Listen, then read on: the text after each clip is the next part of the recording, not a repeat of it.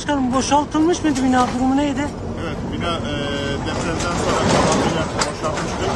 Binada kimse yoktu. Bina hasarlıydı. Zaten etrafı çevrilmişti ama bugün sucular gelmiş. Herhal orada su kaçırma almış. Belediye personeli gelmiş.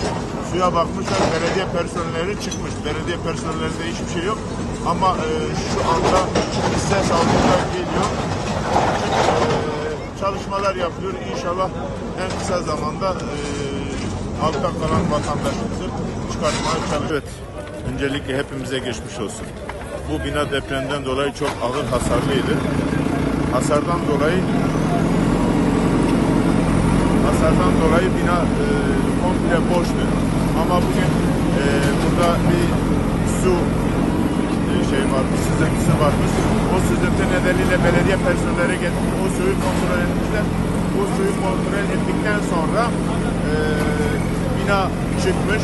Ama şu anda kimse altında var mı yok mu bilmiyoruz. Bir kişi altından ses geldiğini biliyoruz. Onun için afetle birlikte bütün vatandaşlarımızla birlikte çalışıyoruz. Bugün bir an... Evet. An itibariyle eski il başkanlık binamız yıkıldı. İçerisinde insanlar olduğu söyleniyor. Yani burada 15-16 kişinin olduğu söyleniyor.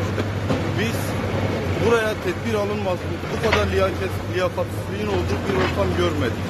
Yani bu bina yıkılacağı çok önceden belliydi. Yani buradaki insanların vebali, tüm insanların vebali sizlerin boynundadır. Gördüğünüz gibi. Evet. Arama kurtarma ekipleri AFAD'dan hemen müdahaleye geldiğinde